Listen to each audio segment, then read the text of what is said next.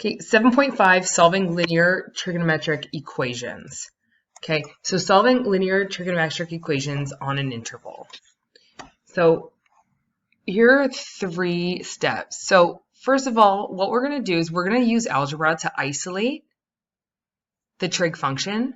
Okay, so example, sine x equals, or cos x equals, or tan x equals. Okay, that's how it's going to look. Then, number 2, we're going to determine the points at which your rearranged trig function holds. Okay, so some different approaches are using a sketch of the graph, using special triangles, or inverse functions when it's like not an exact value.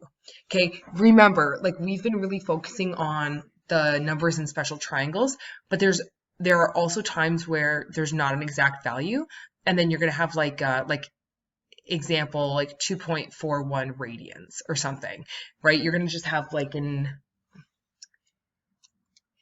angle, but like in the form of radians. Okay, so just for our visual, I put these down here, right? The graph of sine, the graph of cos, and then also ensure to state all solutions using the cast rule. Okay, we have to really take a look at the intervals now. Okay, and then this one's like the inverse functions to actually solve for like the angle. Okay, so let's try number 1. So we're given 2 sine x plus 1. So I'm just going to rewrite this. 2 sine x plus 1 equals 0. And we're going to do it on 1 full rotation of a circle. Okay, 0 to 2 pi. So A says determine all solutions on the specified interval. Okay, so what I'm going to do is I'm going to bring over this 1, and we get 2 sine x equals -1. And then I'm just going to divide both sides by 2. So I get sine x equals -1/2. And at this point in time, all we have to do is we have to do the approach from unit 6. So where is sine negative? Well, sine is negative in the t quadrant and in the c quadrant. Okay, if I were to draw a special triangle 1, 2, root 3, because looking at 1 over 2, you should be able to quickly identify, oh, that looks like a special triangle, and then go ahead and draw the triangle out. Okay, so sine is opposite over hypotenuse. So 1 is opposite 2's hypotenuse, which makes our related acute angle pi by 6. So going back to this drawing, we know that we're landing in the quadrant quadrant 3 and then quadrant 4. And both of these angles in here are going to be pi by 6. Okay, so opposite pi by 6 is 1, the hypotenuse is 2, and then this is root 3. And again, opposite is 1, 2, root 3. Okay. So that's what it looks like. We didn't actually have to label those. That's okay though. Let's solve for the angles. So angle 1 is going to be pi plus pi by 6, which is 6 pi by 6 plus pi by 6, which gives us 7 pi by 6. Okay. Angle 2 is going to be 2 pi minus pi by 6, which is going to give us 12 pi over 6 minus pi by 6, which gives us 11 pi by 6.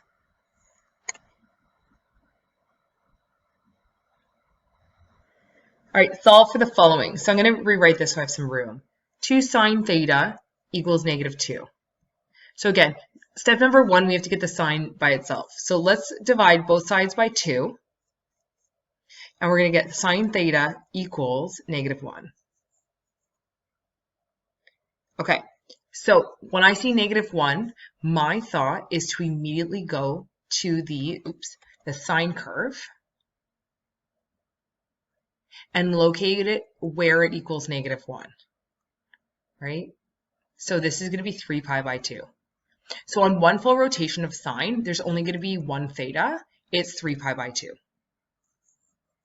And that's it.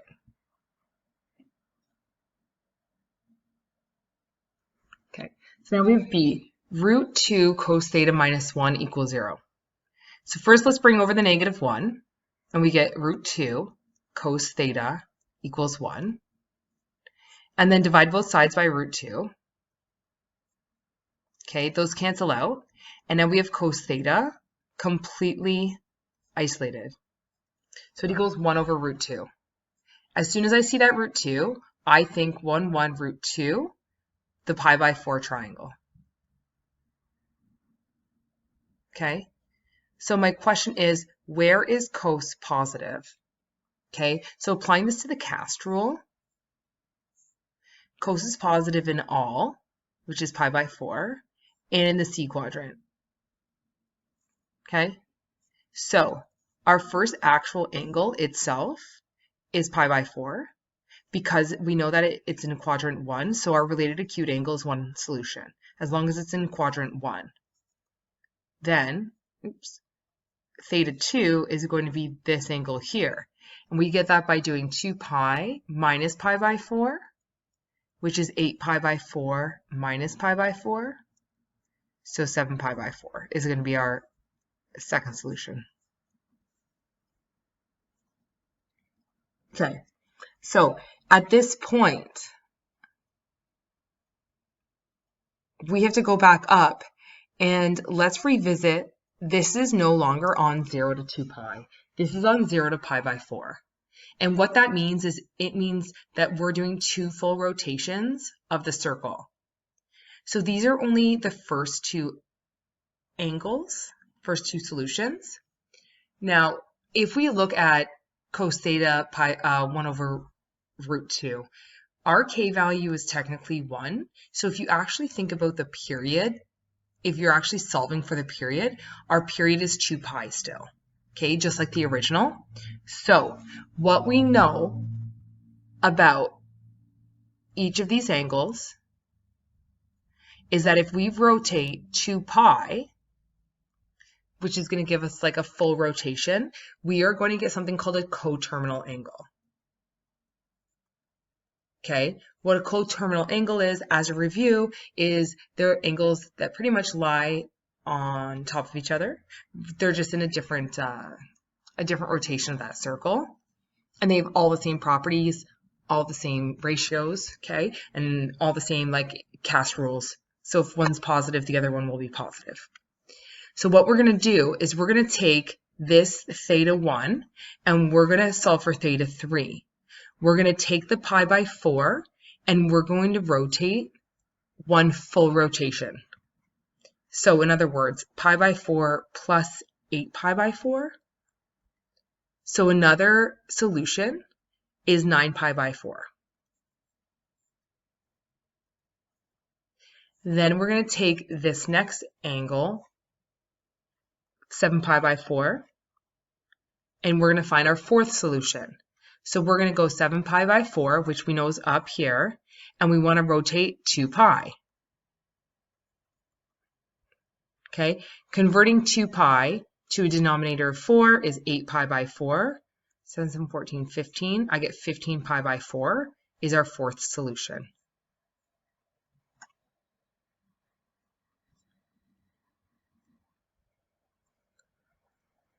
Okay, now we see 3 cosecant theta plus 4 equals negative 2. So let's bring that 4 over, we get negative 4. So we get 3 cosecant theta equals negative 2 minus 4, which is 3 cosecant theta equals negative 6. Then we can go ahead and divide both sides by 3. Okay, cosecant theta equals negative 2. So cosecant theta equals negative 2 is what we're working with. We can't really solve for cosecant, but we know that the equivalence of cosecant is 1 over sine theta. So equivalent here, and then negative 2 is just negative 2, equivalent. But now what we can do is we can flip both of these. So now what we can actually deal with to find the ratio is sine theta equals -1/2. Okay, so 1/2 is going to be one of our special triangles. We're going to have 1, 2, root 3. So across from 1 is pi by 6, pi by 3. Okay, so this is opposite, this is adjacent, of course. So when sine is negative, we're going to use the cast rule. So sine is negative in the t quadrant and in the c quadrant. So we're dealing with pi by 6 being the related acute angle. Okay, so this is pi by 6, this is pi by 6. Let's change colors. Okay, so we're looking for this angle here. So this is going to be theta 1, and we're going to go pi plus pi by 6. Well, pi is the common denominator, is just 6 pi by 6. Okay, plus pi by 6 is 7 pi by 6.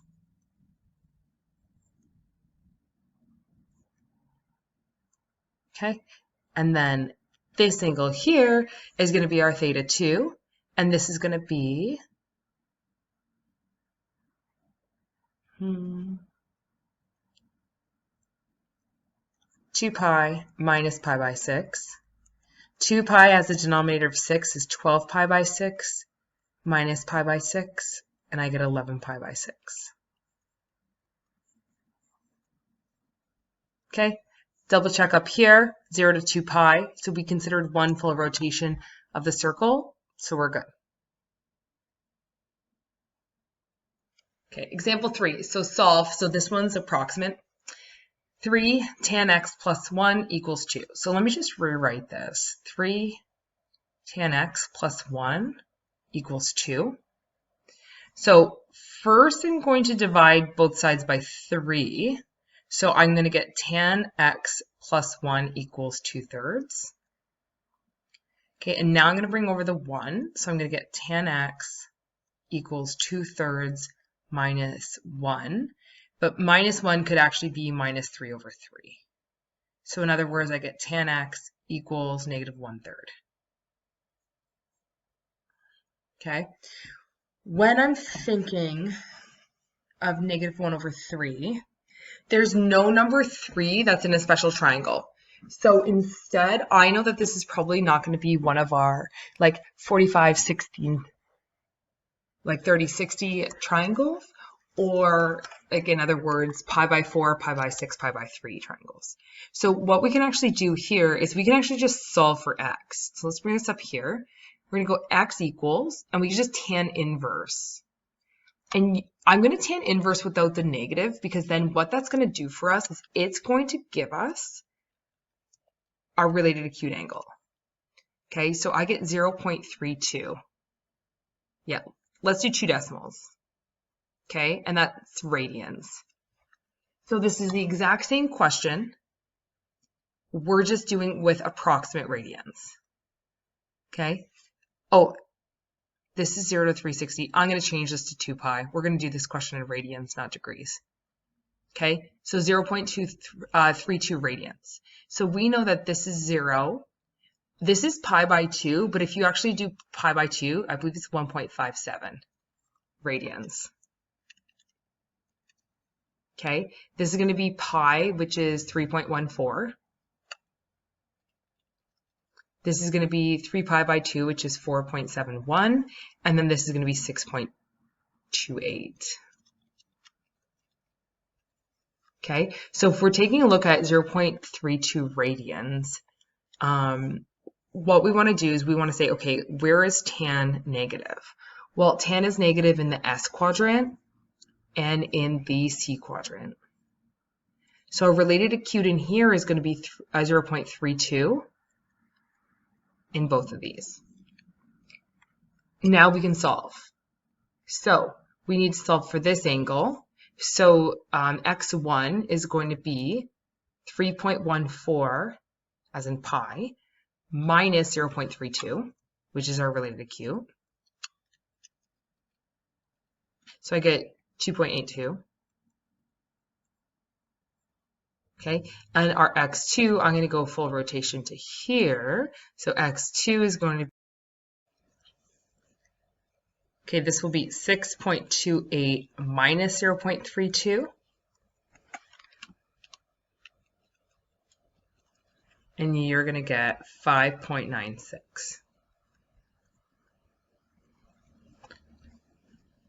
And both of these are measured in radians.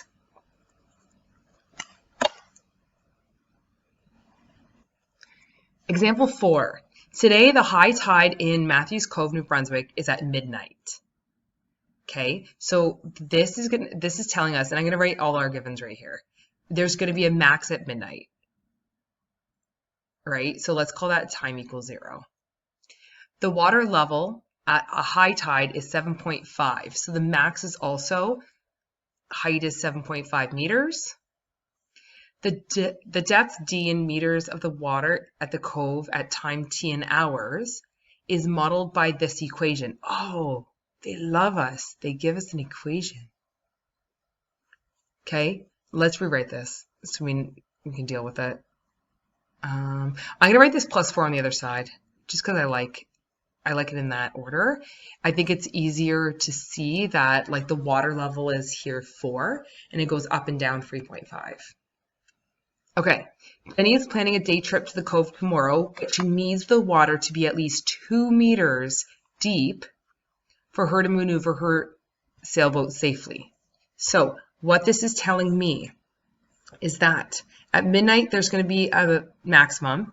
It's going to go to a min and a max, and then a min and then a max, and I would have to find out how many times this happens, but let's talk about, so the max is 7.5. The equation of axis here is 4. And then we know like the min is going to be, I'll put it down here. Min is good. Do that in blue. Min is going to be 4 minus 3.5, which is 0.5.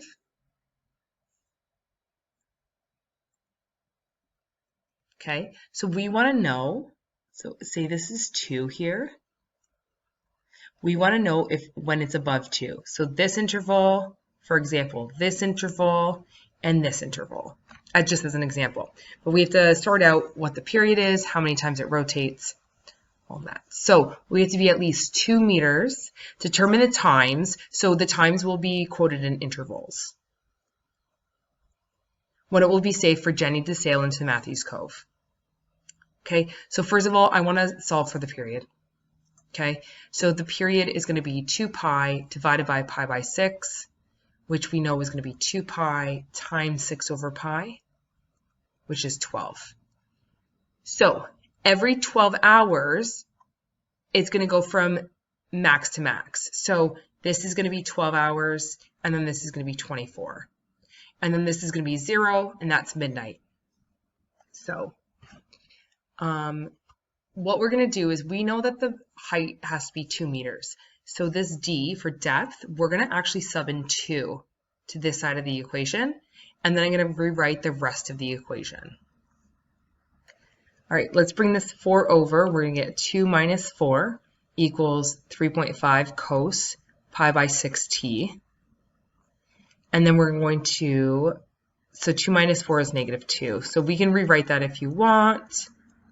And then what we're going to do is we're going to divide both sides by 3.5.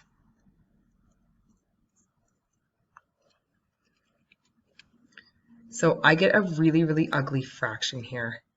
So let's leave that as negative 2 over 3.5. Okay. You know what? I'm going to use the ugly fraction, but I'm going to keep a lot of it. Negative 0.571428,571. And the reason why I'm keeping all of my decimal places is because when you sine, cos, or tan a number and you, like if you cos inverse negative 0.5, it's going to be very different than negative 0.57. Okay, there's going to be a huge discrepancy. So I'm going to keep all of the decimals. So keeping this in my calculator, I am going to cos inverse both sides. So cos inverse and I get in radians, so it's round to 2 decimals, I get 2.18 equals pi by 6t. Okay, let's cross multiply the 6 up and the pi down. Okay, so this 2.18 times 6 divided by 3.14, I get t equals 4.17. Okay, so what this means, 4.17, is that right here at 4.17 hours, we know that we're going to hit a depth of 2 meters, and then that's going to be on the way down, right? So already for our solution, so let's start writing out a solution because there's going to be 1, 2, 3. There's going to be 3 chunks of the solution. So from 0 to 4.17 hours, it's going to be above 2. Now, I'm going to talk about symmetry rather than using substitution, okay? So we know that if there's a maximum at 0 and there is another maximum at 12, halfway is going to occur at 6, okay? So here's the thing.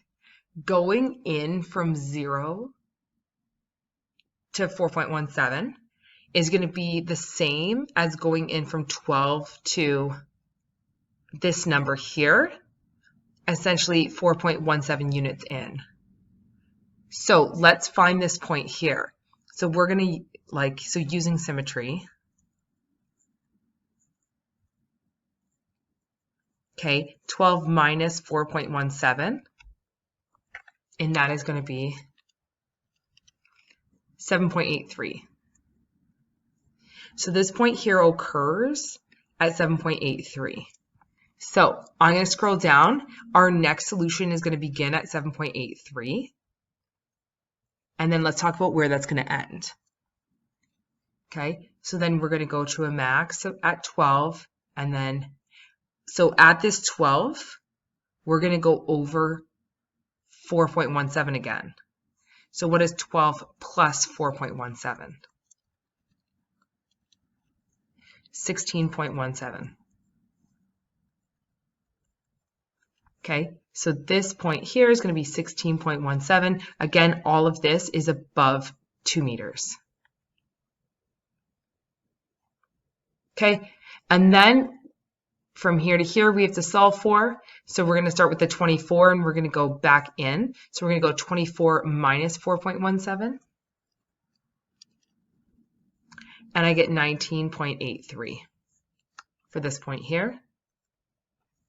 Okay, so I'm also going to put for the solution 19.83 all the way to 24. All 3 of these time intervals for that one day are above 2 meters deep. Okay, so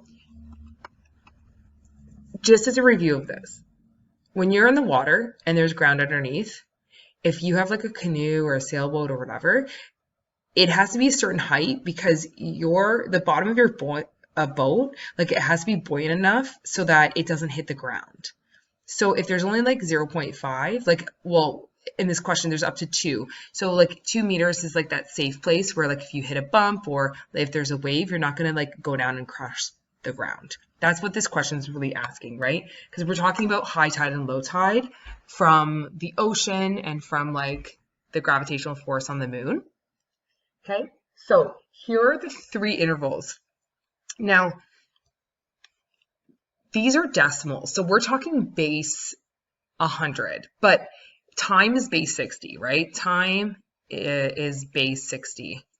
So what we're going to do is we're going to say 0 to 4 hours, so 4, and then we have to convert 17, so 0.17 times 60. Let's convert that into a time. I get 10.2 minutes. So let's go 4 hours, 10 minutes.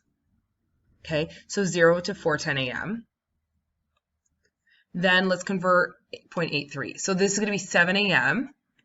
0.83 times 60 again. 55.8, let's round to 56.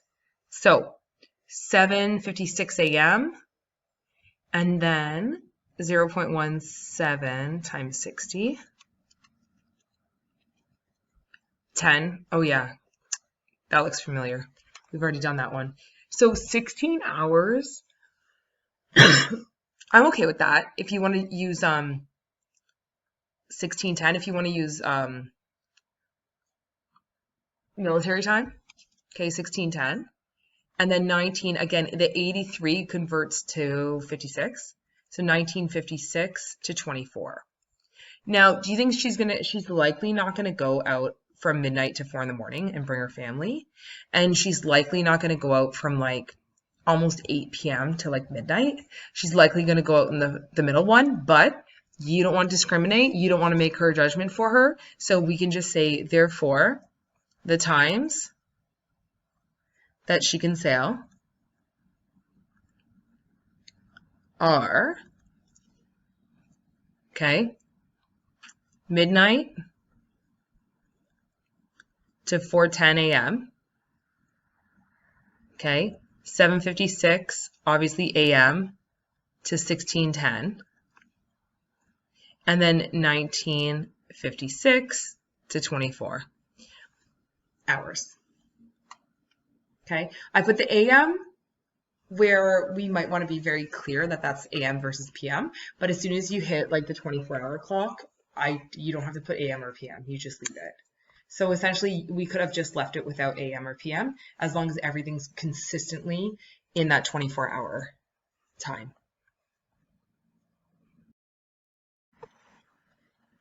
So when there's a horizontal stretch compression on the domain of a trig function, we must consider the new period when stating our solution set. Okay, so what we're going to do is we're going to approach this using the substitution method. We didn't with the last question, but there was so much information given with the last question that we could just pattern. For complete algebraic solutions, we would want to definitely use substitution. So here are the 3 steps, and we're going to refer back to them, okay? So number 1, identify the expression that you want to substitute out of the equation. And then what we're going to do is we're going to substitute it out with a single variable. For example, if it's 2 theta, right? Because what we're doing is we're identifying the horizontal stretch or compression. So that would be the number that's attached to the x or attached to the theta, that independent variable. And then what we're going to do is we're going to sub it out. So put an x, put an m, whatever you want. Okay? So in this case, we're talking about x. For all, solve for all values of the function when with the substituted variable. Okay, so completely ignore 2 theta and just solve for x. Then what we're going to do is, like, after we state all of the solutions, we're going to go back to that solution and sub back in 2 theta. Okay, this is a really important. If we sub out,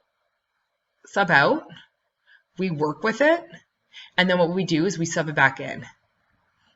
And then in that case, we can determine the new solutions.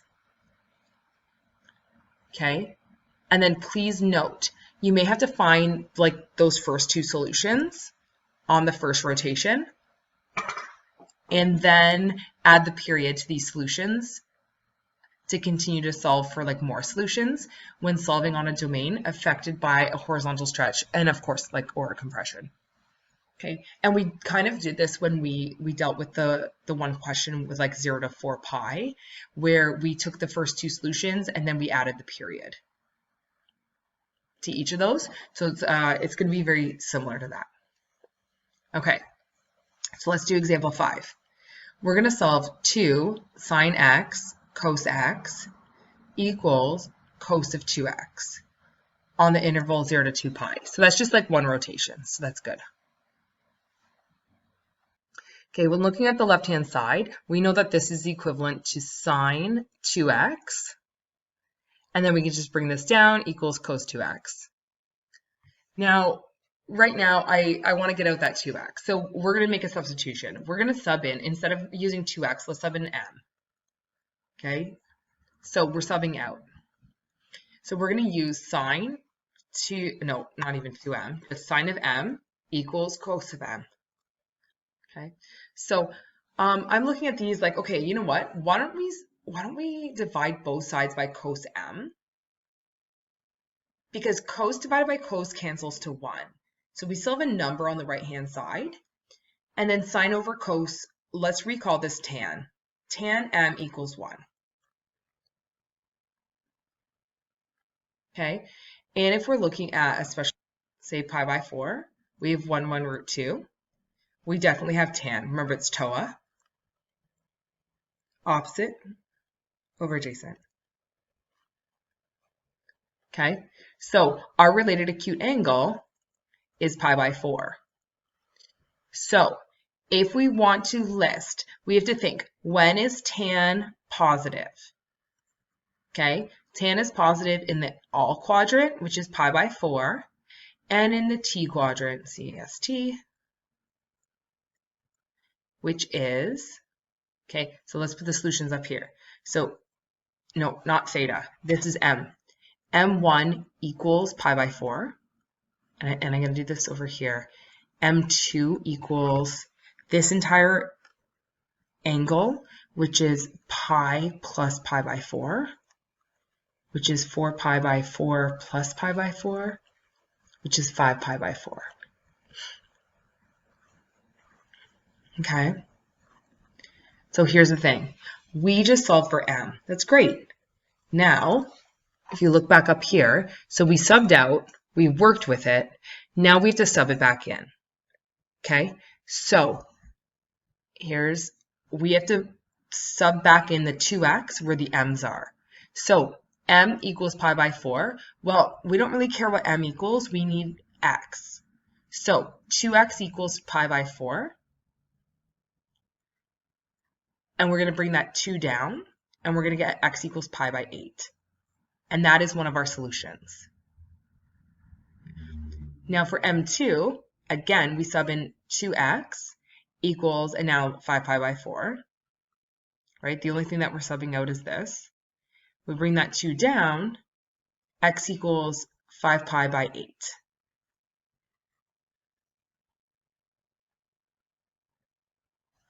Okay, so now what we need to do is we have to consider that we're no longer talking about the period of like one rotation on 2 pi. We're now making one rotation on pi.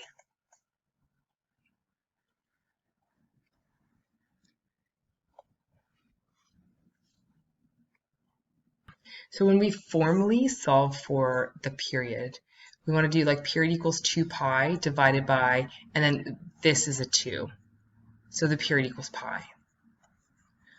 So in 0 to 2 pi, there's going to be 2 rotations. Okay, so that means that we have to take both of these solutions and we have to add pi to them.